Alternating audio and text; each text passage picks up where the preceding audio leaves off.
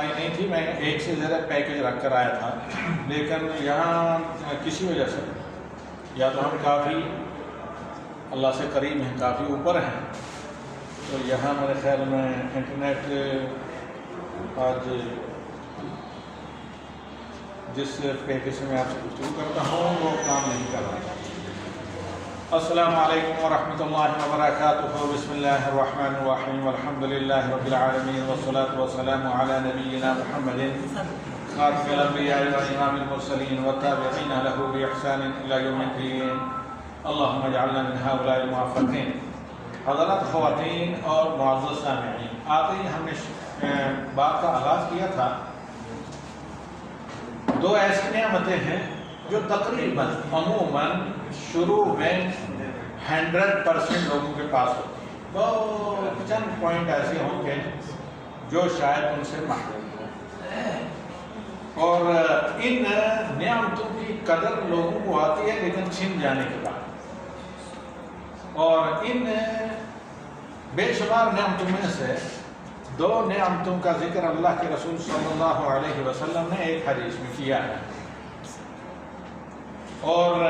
اگر اس حدیث کو چھوٹی عمر ہی سے بچوں کو پڑھایا جائے، تربیت دی جائے،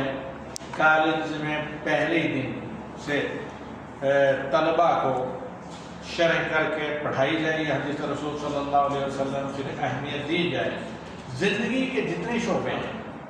دین کے علاوہ دنیا سے جو ریلیٹڈ ہیں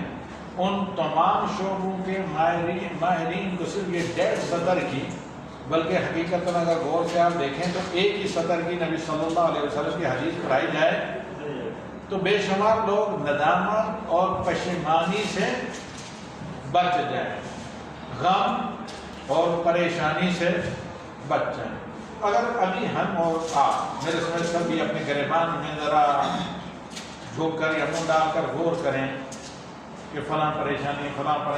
فلاں مشکل، فلاں پچھتاوا، فلاں ندامت، فلاں بات کا افسوس، فلاں بات کا ہیڈ ایک، فلاں بات کا درد سر، فلاں کام کرنا تھا نہیں ہوا، تو اس سب کا علاج یا جواب اس حدیث میں ہے. اور جو ان دو نعمتوں کی ہمیشہ قدر کرتے ہیں وہ پشیمان نہیں ہوتے، نہ کسی فیلڈ میں وہ نالائق ہوتے ہیں. اللہ تعالیٰ کے فضل سے وہ لائق بھی ہوتے ہیں، قابل بھی ہوتے ہیں، پشیمان بھی نہیں ہوتے. سب سے بڑی بات کہ آخرت کا آرام تو ہوتا ہی ہے، دنیا میں آرام سے سوتے اور آرام سے کھاتے ہیں. کیونکہ اکثر دنیا کی بیماری دو چیزوں کی وجہ سے ہے، جس کو عموماً میں کہا کرتا ہوں کام چوری، حرام خوری. جب آدمی کام چور ہوتا ہے تو پھر حرام کھاتا ہے، جب حرام کھاتا ہے تو جسم سست ہوتا ہے، جب جسم سست ہوتا ہے یا حرام خون جسم میں دوڑتا ہے تو عبادات بھی نہیں قبول ہوتی، دعائیں بھی نہیں قبول ہوتی، اور پھر کرپشن اور بدعنوانی ایسی سوسائٹی کا کیا بن جاتی ہے؟ سانس. یعنی وہ کرپشن میں سانس لیتے ہیں، بدعنوانی میں اٹھتے بیٹھتے ہیں، جو ہر پریشانی کی جڑ ہے. تو آئیے اس حدیث کی طرف جاتے ہیں. اس حدیث کی بہت طویل شرح کی ہے. معاصرین میں سے ہمارے شیخ فرسٹ ایئر میں ہمیں تفسیر پڑھائی تھی، اور یہاں پر تمام یونیورسٹی میں تفسیر کے جو ڈائریکٹر ہیں خالد صاحب، ان کی بڑی طویل تفسیر ہے. ان کی ویب سائٹ پر آڈیو میں بھی، یعنی اس کی شرح، اور عربی ٹیکسٹ میں بھی آپ چیک کر کے دیکھ سکتے ہیں ڈاکٹر خالد صاحب. اسی طرح امام ابن باز رحمہ اللہ نے بھی اس کی حدیث کی بہت مختصر سی شرح کی ہے. آج ہمارا وقت کیونکہ کافی نکل چکا تو ہم اتفاق کریں گے شیخ ابن باز رحمہ اللہ اور اسی طریقے سے الدرر الثنیہ کی علی الثقاف کا جو ویب سائٹ ہے ان کی شرح پر، جو ظاہر بات ہے ان طویل اہل علم کی شروع سے لی گئی ہیں، اور پھر دوبارہ ہمیں اللہ تعالیٰ موقع دے تو تفصیلی شرح اس حدیث کی جائے. آئیے پڑھتے ہیں سب سے پہلے حدیث ریفرنس کے ساتھ، اور پھر آپ کے سامنے اس حدیث کی شرح پیش کرنے کی سعادت کرتے ہیں. مستعین باللہ وبتوفیقہ واللہ ولی التوفیق. اللہ کے رسول صلی اللہ علیہ وسلم فرماتے ہیں اور فرماتے بھی کس کو ہیں، اپنے گود میں بلکہ اپنے بستر پر سلا کر تربیت دینے والے اپنے اس چچیدار بھائی کو، جسے بیٹا کہتے ہیں، جسے سواری میں بھی اپنے پیچھے بٹھا کر رکھتے تھے، جسے رات کو اپنے پلنگ کے دامنوں میں سلاتے تھے، کیونکہ نبی صلی اللہ علیہ وسلم کی نگاہ میں ان کی خالہ تھی میمونہ حضرت ابن عباس کی، تاکہ نبی صلی اللہ علیہ وسلم کے قیام اللیل کے، جس کو آپ تراویح بھی کہیں یا وتر کہیں، رات کی عبادات کے معمولات کو نقل کریں۔ تو اور جن نبی صلی اللہ علیہ وسلم نے قرآن دانی کی سند عطا کی اپنے ہاتھوں سے کی، امت میں سب سے زیادہ قرآن کی تفسیر کا علم رکھنے والے یہی ہیں، اور کہا کہ ابن عباس تم کیا ہو، ترجمان القرآن، تم قرآن کے ترجمان ہو۔ تو حضرت عبداللہ ابن عباس رضی اللہ تعالی عنہ روایت کرتے ہیں کہ پیارے رسول صلی اللہ علیہ وسلم نے فرمایا نعمتان مغبون فیہما، اس لفظ پر رکیں، مغبون، دو ایسی نعمتیں ہیں مغبون فیہما جن کی ناقدری کرتے ہیں، یعنی غبن کسے کہتے ہیں، غبن یا مغبون ایسے تاجر کو کہتے ہیں کہ جس کا ستیہ ناش ہو گیا، جو دیوالیہ ہو گیا، اتنی جسے تجارت یا بزنس میں مار پڑے کہ پھر وہ اٹھ کر کھڑا نہ ہو سکے کسی اللہ یا اللہ کے بندوں کی رسی کے بجائے۔ تو اب غبن کہتے ہیں، الغبن الفاحش کہتے ہیں ایسا نقصان جس کی تلافی بہت مشکل ہو۔ نعمتان مغبون فیہما کثیر من الناس، دو ایسی نعمتیں جن میں اکثر لوگ کیا ہو جاتے ہیں، نہ قدری کی وجہ سے دیوالیہ کا شکار، دیوالیہ ہو جاتے ہیں، یا وہ افلاس مفلس ہو جاتے ہیں اور دھوکہ کھا جاتے ہیں۔ ایک یہ ان میں سے کہ الصحت، آدمی صحت مند ہے، تندرست ہے اور کام کرتے تھکتا نہیں، اور دو رات بھی جاگتا رہے، ڈبل ڈیوٹیاں دے، کوئی فرق نہیں پڑتا، لیکن اس وقت کچھ بننے کے بجائے اور برباد ہونے میں اس صحت کو آدمی ضائع کرتا ہے اور صحت کی قدر نہیں کرتا ہے، حالانکہ یہ صحت کے لمحات، آئندہ اس کا مستقبل، اس کی عمر سب کچھ ہوتے ہیں، لیکن جب صحت ہوتی ہے اس کی قدر نہیں ہوتی۔ اور پھر ایک وقت ایسا ہوتا ہے کہ صحت کی کمزوری کی وجہ سے یا صحت اور تندرستی نہ ہونے کی وجہ سے آدمی کرنا بہت کچھ چاہتا ہے لیکن کر بہت کم سکتا ہے، لیکن وہ وقت ہاتھ سے جا چکا ہوتا ہے۔ جب صحت تھی تو آدمی کا مقولہ یہ ہوتا ہے بابر باعش کوش عالم دوبارہ نیز، کہ جوانی پھر کب آنی ہے اور یہی عیاشی کا وقت ہے، اسی میں عیش و عشرت کریں، بعد میں دیکھ لیا جائے گا۔ تو لہذا اللہ کے نبی صلی اللہ علیہ وسلم کیا کہتے ہیں کہ صحت، اور دیگر بعض احادیث میں کہا کہ جوانی، اور وہاں بھی جوانی کے ساتھ صحت کو کہا۔ صحت کے لوگ ناقدری کرتے ہیں، صحت کی قدر کرنی چاہیے، اس صحت کو ان کاموں میں استعمال کرنا چاہیے جو اللہ یا اللہ کے بندوں جو آپ کے لیے نفع بخش ہو۔ ان کاموں میں صحت کو نہ آدمی استعمال کرے جو فضول کام ہو اور بعد میں آپ کو ندامت اٹھانی پڑے کہ وہ کافی وقت ضائع ہو گیا، یا اپنی صحت کو ہم نے بھیجا جاگتے ہوئے، یا غیر نفع بخش غذائیں استعمال کرتے ہوئے، یا غیر نفع بخش ایکٹیویٹیز میں صحت کو ضائع کیا۔ اس میں شک نہیں کہ بہت سے ایسے کام ہوتے ہیں جو صحت کے لیے نقصان دہ ہوتے ہیں، ان میں سے فضول سونا بھی ہے، فضول جاگنا بھی ہے، فضول پڑھنا بھی ہے، فضول ایکٹیویٹیز ہیں جو انسان کی فزیکل ہیلتھ پر اثر انداز ہوتی ہیں۔ تو اللہ کے نبی صلی اللہ علیہ وسلم فرماتے ہیں یہ صحت بہت نعمت ہے، اس صحت کی قدر کریں۔ یہ جب ہو تو سب اپنے ہوتے ہیں، نہ ہو تو اپنے بھی نظر نہیں آتے، وقت نہیں میرے پاس، ورنہ بے شمار بر صغیر کے صرف ایسے لوگوں کے واقعات ہیں کہ جو دنیا میں شاہوں کی طرح جیتے تھے، دنیا دار تھے، دین کی طرف زیادہ میلان نہیں تھا، اور پھر جنازے میں اپنا کوئی بھی نہیں تھا، کیونکہ انہیں کی دولت لے کر غلے تللے اولاد کرنے لگی اور جنازہ پڑھنے والے پھر عیال یا پیارے تھے، وہ بھی خیر بہت دیر کے بعد شاید پہنچے. تو اس کا یہ صحیح بخاری کی روایت ہے. صحیح بخاری میں اس کا نمبر ہے 6412. تو دوسری الفراق. کل کے درس میں نے کہا تھا کہ ہمیشہ اس چیز کا آپ خیال رکھیں، ٹائم پاس کرنا جس کو ٹائم ضائع کرنے کو ٹائم پاس کرنا کہا جاتا ہے. کبھی بھی آپ نے ٹائم کو فضولیات میں استعمال نہ کریں. ان کاموں میں استعمال کیا جائے جو آپ کے دین کے لیے نفع بخش ہو، آپ کی دنیا کے لیے نفع بخش ہو، یا کسی دوسرے کے لیے نفع بخش ہو. غالباً مناوی نے فیض القدیر جو مشہور کتاب ہے، جس کے سے میں نے بہت زیادہ فضیلت علم پر اپنی کتاب فضل العلم میں ریفرنس دیے معافی وغیرہ، اس میں فرمایا کہ زندگی ہے کیا ہے. اگر آپ زندگی، یہاں بہت سے لوگ ہیں ہمارے سامنے جو اس طرح کی اپنی پیاری زندگی گزارتے ہیں، وہ یہ کہ زندگی ہے دو، متعلم و عالم. یا تو آپ علم سیکھنے میں، اور علم سیکھنا کا ذریعہ سب سے بڑا سوال ہے اہل علم سے پوچھنا، زندگی ہے یہ یا تو آپ علم سیکھنے میں گزاریں یا سکھانے میں گزاریں، یا آپ علم سیکھنے میں گزاریں یا سکھانے میں گزاریں. یہی آپ کی کام کی زندگی ہے، ورنہ زندگی کا کوئی اور فائدہ نہیں. تو آئیے آگے دیکھتے ہیں بعض مشائخ اس کی تشریح کیا کرتے ہیں. تو جہاں تک تشریح کا تعلق ہے، تو اس تشریح میں اللہ رب العالمین کی نعمتیں بندوں پر بے شمار ہیں، جن کو شمار نہیں کیا جا سکتا.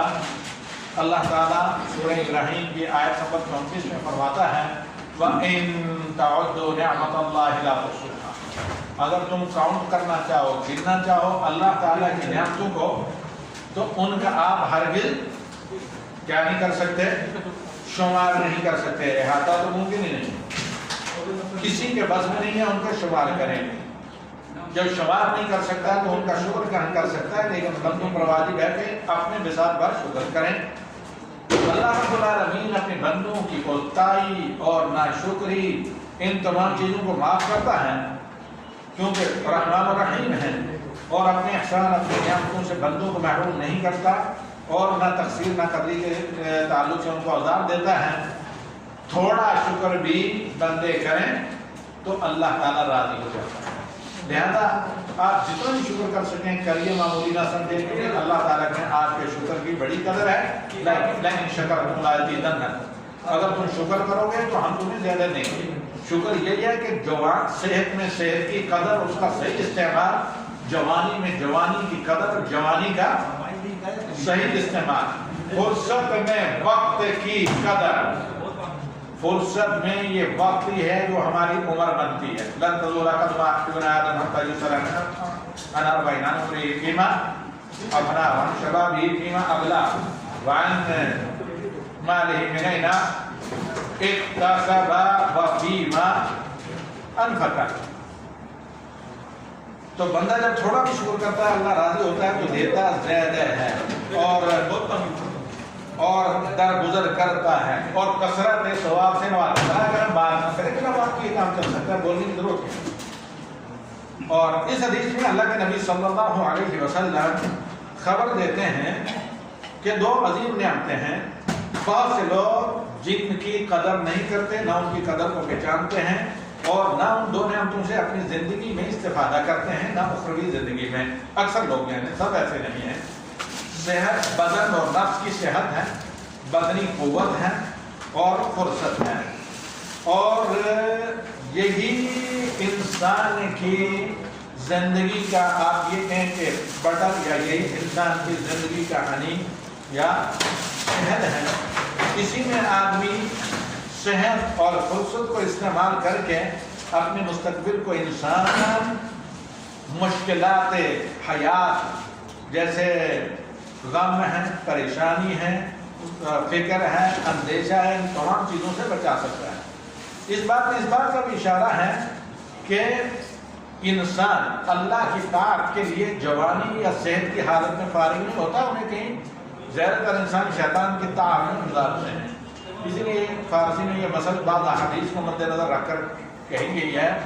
کہ در جوانی توبہ کردن پیشائے پہ نہ پرند وقت پیری گردزادہ می شوق پرہیزگار کہ جوانی میں توبہ کرنا یہ پیغمبروں یا انبیاء رسل کا طریقہ ہے. بھائی آپ اگر جنت میں نبیین صدیقین شہداء صالحین کے ساتھ رہنا چاہتے ہیں جن کے لیے سورہ فاتحہ میں ہم دعا کرتے ہیں صراط الذین انعمت علیہم، وہ نبیین صدیقین شہداء اور صالحین ہیں، جیسے دوسری جگہ اللہ تعالیٰ نے اس کی وضاحت کی. اگر رہنا چاہتے ہیں تو پھر انبیاء کے اخلاق پڑھ کر علم و بصیرت کے ساتھ ان سے استفادہ کرنے کی کوشش کریں. ورنہ تو بڑھاپے میں بھیڑیا بھی پرہیزگار ہوتا ہے، جب دانت نہیں رہتے تو پھر دیکھا ہوگا بعض درندے گھام پر ہی گزارا کرتے ہیں. تو اس حدیث میں اس بات کا اشارہ ہے کہ انسان اللہ کی طاعت کے لیے تبھی صحیح معنی میں طاعت سے لطف اندوز ہو سکتا ہے جب خود کفیل ہو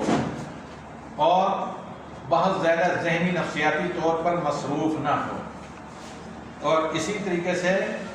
بیمار نہ ہو بلکہ بدنی طور پر اور نفسی طور پر صحت مند ہو. لہذا علم کے لیے بھی اسی طرح آدمی تبھی فارغ ہوتا ہے علم و عمل کے لیے جب صحت صحیح ہو، ورنہ النس کو لیو وغیرہ رکھی جاتی ہے نا. علم کے لیے بھی آدمی تبھی فری رہ سکتا ہے جب صحت صحیح ہو. اسی طریقے سے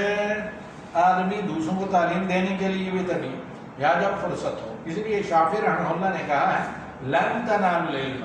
علم آپ کو مل ہی نہیں سکتا. اور بعد علم نے کہا علم آپ کو تھوڑا سا حصہ اپنا تب دے گا جب اپنے پورے کے پورے آپ کو حصول علم کے لیے اپنے آپ کو وقف کر دیں گے. اخی لن تنالوا العلم الا بستة ساروں پہ ایک عام تفصیل ہے ابھی بھیا نے ذکا ہوں وحرص واجتہاد وبلغۃ وارشاد استادی وطول زمانی. اس کے لیے فرار صحت اور فرار الحد ضروری ہے.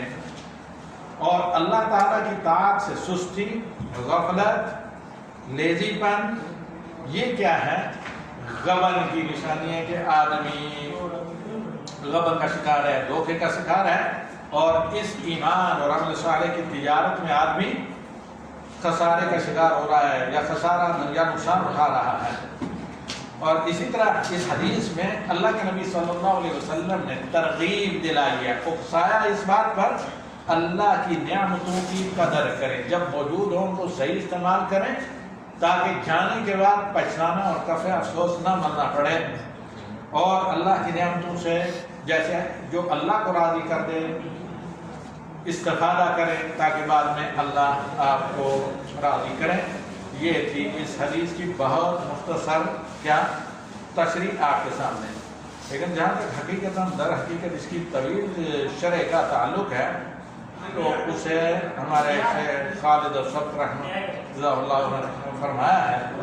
اور بہت ہی طویل شرح ہے. کبھی پھر ہمیں موقع ملا انشاءاللہ العزیز اس کا جائزہ لیں گے. اب اس میں تقریباً یہ تمام باتیں ہیں کہ اللہ کے نبی صلی اللہ علیہ وسلم کے اقوال پر اگر آپ غور کریں کہ انسان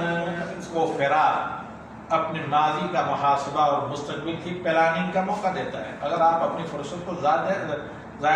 ضائع کریں گے، یعنی جو وقت ہے عمر کو ضائع کریں گے، نہ اپنے ماضی سے آپ سبق حاصل کر سکتے ہیں نہ مستقبل کی صحیح پلاننگ کر سکتے ہیں. مستقبل کی صحیح پلاننگ ازحد ضروری ہے. اسی طرح زندگی کے کسی بھی شعبے میں کیوں نہ کام ہو، جب آدمی اپنی صحت اور وقت کی قدر کرتا ہے تو صحیح اس سے مستفید ہو سکتا ہے. ورنہ آدمی کام چور سست اور کاہل پھر حرام خور، جب حرام خور ہے تو نہ دنیا میں برکت اور نہ آخرت کے لیے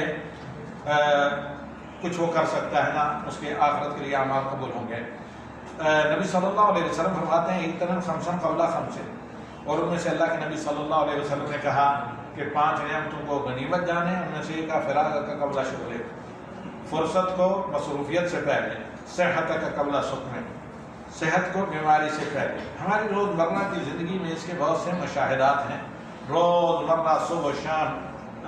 شب و روز میں ہم مشاہدہ کرتے ہیں جہاں کہیں ہم اپنے صحت کے، اپنی توانائی کو، اپنی قوت کو، اپنی انرجی کو، اپنی مالی بہتر حالت کو، اپنے اوقات کو صحیح نہ استعمال کریں، پھر بعد میں پچھتانا ہی نہیں بلکہ گزشتہ سال میں نے کسی جگہ ماہرین طب بلکہ 1 2 3 5 یا 7 تقریباً کویت یونیورسٹی ایک مشہور یونیورسٹی ہے، پورے ملک میں ایک ہی بڑی یونیورسٹی ہے، اس کا ماہر شعبہ نفسیات ہے،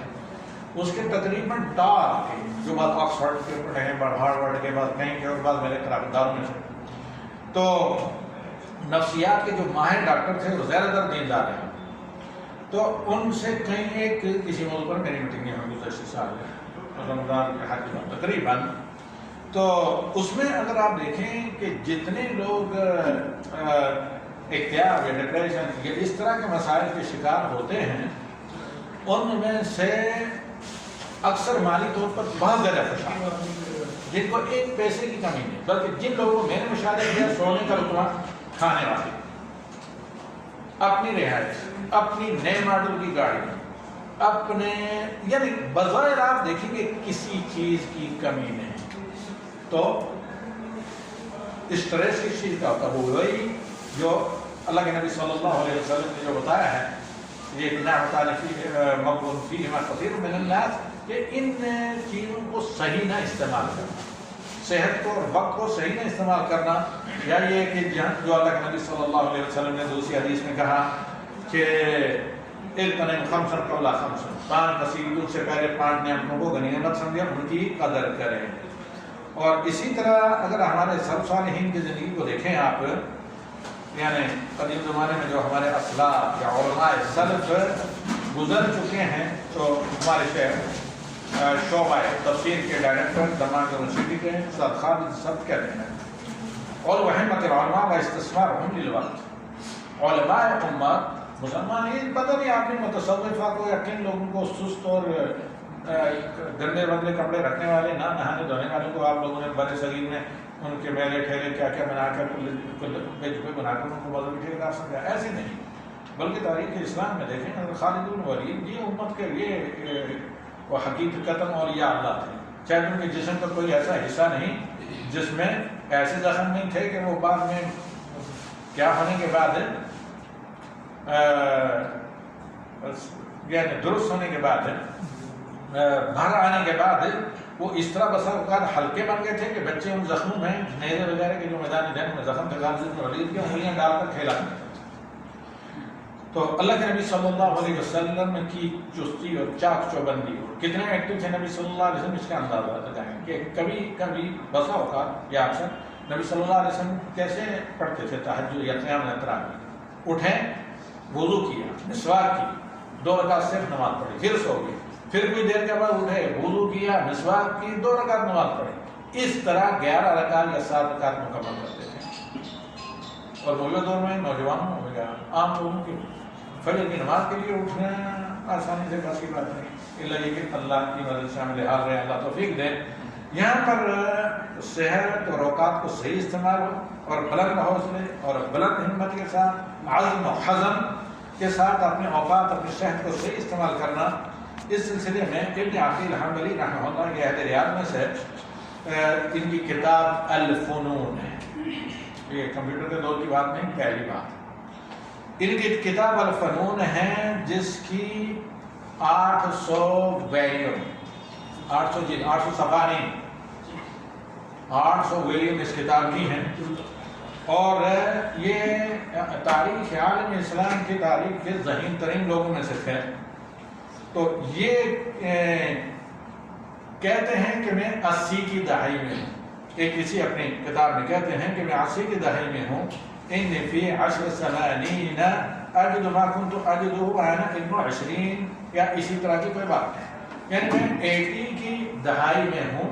اور اپنے اندر ویسی انرجی میں پاتا ہوں، ویسی قوت اور طاقت جو مجھے 20 کی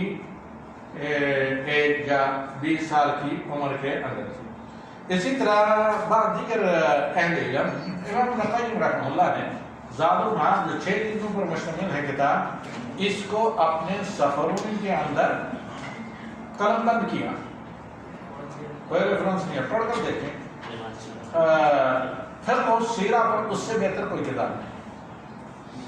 جو صرف سفر میں کہیں بیٹھے رات کو لکھنا شروع کر دیا، اگر چراغ وغیرہ ساتھ ہے یا چاند کی روشنی میں، نہیں تو دن میں کسی جگہ چلتے چلتے کسی جنگل کسی پہاڑی علاقے میں سواری سے اترے یا چلتے چلتے بیٹھے اور عموماً کہتے ہیں کہ سفر میں ہم کتنے بھی تھکے ہوتے تو چاش پڑے بغیر نہیں سوتے. تو جب حتیٰ کہ رات بھر چلنے کے بعد سفر میں کہتے ہیں کہ فجر کے بعد ہم نہیں سوتے, انتظار کرتے, اشراق پڑھتے, اشراق پڑھنے کے بعد سوتے. تو اس وقت کو استعمال کیا جائے تو کافی مبارک وقت ہوتا ہے علم حاصل کرنے کے لیے, علم سکھانے کے لیے, اور اسی طرح وقت کو صحیح استعمال کرنے کے لیے. اسی کے بعد ایک اور واقعہ یہاں پر بیان کیا ہے. ابن ابی حاتم جن کے اسباب النزول, قرآن کے اسباب نزول لکھے ہیں اور علماء محدثین میں سے ہیں. ابن ابی حاتم کہتے ہیں کہ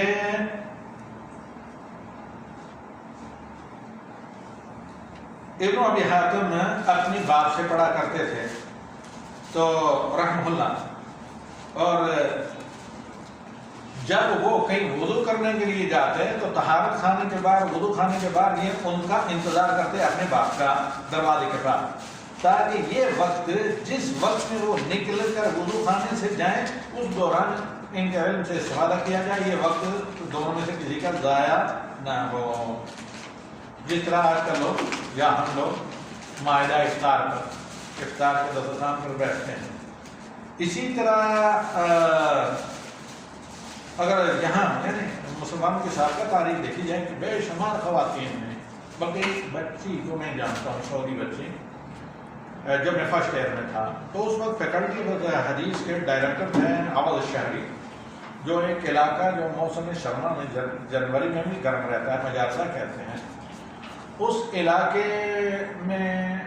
مدینہ کے کافی بڑے ٹاپ کے علماء تھے جن میں نبی حاجی احمد صلی اللہ دیگر بہت سے مشاہد تھے یونیورسٹی کے. تو اس میں فرسٹ ایئر ہمارا تھا تو ہم بھی تھے 15 سالہ اس میں ایکسکرشن میں. وہاں پر ایک موقع پر ایک آدمی نے آ کر بتایا کہ ان پہاڑوں میں ایک بدوی لڑکی ہے جو پڑھنا نہیں جانتی, جو اپنی بکریوں کے ساتھ رہتی ہے, تو کافی نشیب و فراز زرخیز پڑھا رہے ہیں. کب کسی بھی چٹان پر بیٹھ جاتی ہے, جب بکریاں ادھر ادھر پھیل جاتی ہیں تو اس نے چھوٹا سا, اس زمانے میں یہ ٹیپ ریکارڈر چھوٹے ہوتے تھے, میں نے ٹیپ ریکارڈر کا وہ رکھا, اس میں کیسٹ ڈال کر کسی سے اچھے قاری کی سنتی ہے, سنتے سنتے پورے قرآن کو حفظ کر دیا. تو یہ واقعہ یعنی یہ ہمارے میں شاید دیکھا ہے, جو جس چیز کو ہم نے خود دیکھا ہے. کہنے کا مطلب یہ ہے, یا اسی طرح ایک گلوکارہ امریکن تھی جنہوں نے شروع میں القرآن کا قرآن سنتے سنتے وہ یعنی مہارت قرآن کی تلاوت عربی زبان میں حاصل کی کہ وہ عربوں کو بھی نہیں. تو کہنے کا مطلب یہ ہے کہ اگر صحت کو اور وقت کو آپ اور ہم صحیح استعمال کریں تو کوئی کام مشکل نہیں, کوئی کام مشکل نہیں. خواہ آپ کو دینی کام کرنا چاہیں, دنیاوی کام کرنا چاہیں, اتنا یاد رکھیں کہ دنیاوی کام پر بھی ہمیں اور آپ کو اجر ملے گا جب اس کو دینی کام کے تابع لے کر چلیں گے. اسی پر میں اتفاق کرتا ہوں, آج یہ ڈسٹرب ہونے کی وجہ ہے کچھ لوگ شاید میرے خیال میں لیو اس لیے کر